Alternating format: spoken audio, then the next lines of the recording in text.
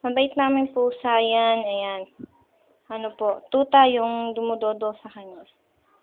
Kaso iniwan niya. Hi, Meng Meng. Iniwan si tuta. Ang tuta. Hindi siya pusa. Tuta siya, tuta. Hi, Meng. Ba't ka tumayo? Ha, Meng? Ba't ka tumayo? Tingnan niyo po ang garo niya sa tuta na bagong panganak. At ako'y kanyang pinupuntahan.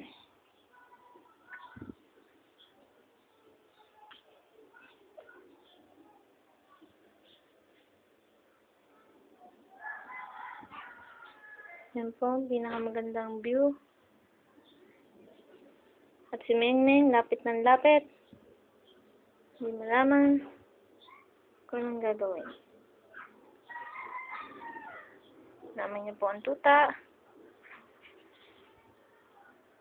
Tuta na anak ng asong. Ayun. Hi, Mika!